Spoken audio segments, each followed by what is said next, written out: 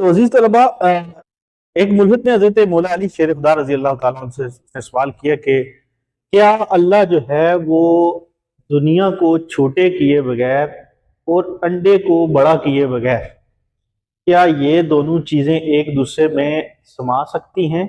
یہ ایک ملحد کا کوشچن تھا مولا علی شیر خدا رضی اللہ تعالیٰ. پھر وہ باب العلم ہیں، آقا نے ارشاد فرمایا میں علم کا شہر ہوں اور علی اس کا دروازہ ہے.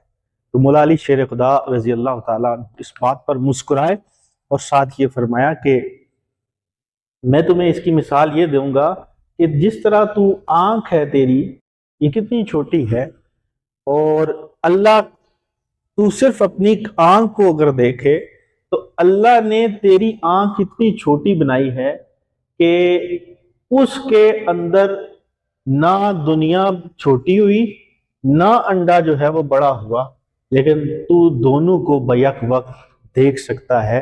ایک علم ہوتا ہے جو آپ کی عقل سے جواب دینا پڑتا ہے، اس کو علم عقل کہا جاتا ہے. ایک علم ہوتا ہے جو آپ کے قلب سے، یعنی قلبی علم اس کو کہا جاتا ہے، اور ایک علم ہوتا ہے جو آپ کی روح سے ڈسکس کرتا ہے.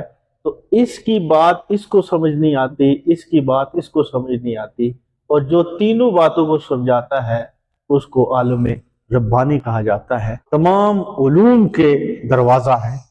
آپ شہر میں جب علم کے شہر میں داخل ہوں گے تو دروازے سے گزر کر ہوں گے، اور جب نکلیں گے تب بھی دروازے سے گزر کر نکلیں گے.